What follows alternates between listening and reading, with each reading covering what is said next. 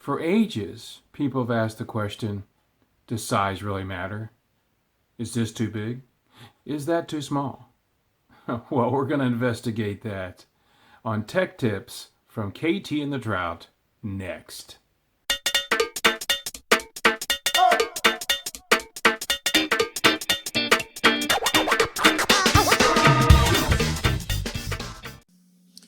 This is Andre Segovia, one of the finest classical guitarists of the 20th century. He was a phenomenal player. When I first started playing, I bought one of his albums. They call them vinyl now. And I'd sit and listen to it. And I would wonder, how does he sound like three people playing when there's only one guy? Of course, he played classical music, Beethoven, Bach, that type. But you know, Segovia was strapped with one problem, and that was he played guitar strings made out of sheep guts. That's right, sheep guts. And Segovia said in a 1955 magazine article, he could tell you how old the sheep was, how young the sheep was, whether they had good grass that summer or whether it was dry, by the sound of his guitar strings. Amazing. But he was strapped with that. Of course, now classical guitarists play nylon strings that came along. But historically, strings didn't change to what we know them as guitar players now until the 30s when Gibson made a metal string, and it was still over silk, so it still had a natural component to it.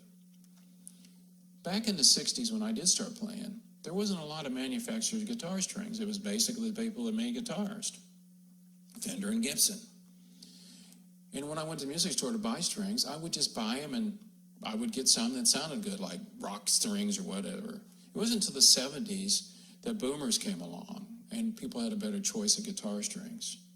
I'm kind of a firm believer that Jimi Hendrix tuned down a half step because he loved to bend the strings so much. And there wasn't a lot of choice back then. And I believe he tuned down just so he could do those sounds like he did. But now we have a plethora, as they say, of guitar manufacturer strings and sizes. So you say to yourself, does size matter? Well, let me illustrate that with a quick story I heard about or read about Billy Gibbons one time.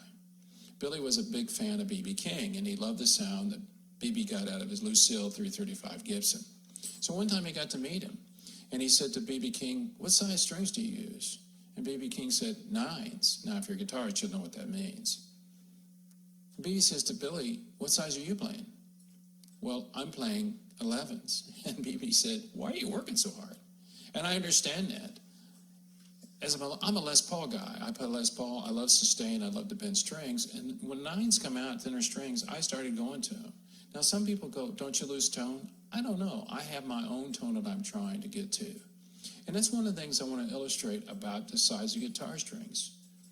People always want to emulate somebody else they know and heard, like B.B. King or Billy Gibbons or Slash or so many other players, Jimi Hendrix, Eric Clapton. We want to get that tone.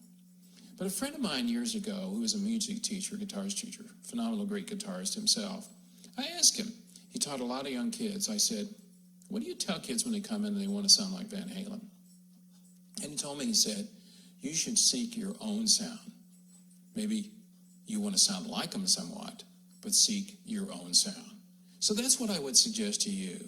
If you're a seasoned player, you probably already know that. And I know people are looking for tone, and I'm not going to talk about tone in this episode of KT and the Trout Tech Tips. We're going to get to that later. But let's talk about guitar strings. I'm a big fan of D'Addario. I use D'Addarios for decades now, as long as I can remember. And I love them. I don't get sponsored by them, but I just love the way they sound. But that's only on my electric guitar strings. I've used Martin guitar strings on my acoustic guitars for years. And you're saying, if you like D'Addarios, why don't you use them? Well, I think Martin sounds better. And I'm not sponsored by them either. So all I can tell you is size does matter. But as a player, find the size that you like. High, low, in between, medium gauge, I don't know. And yeah, you can look to see what players play and see what size they play, and that's what you want to try. I think they've even gone down to 8s now on the E string.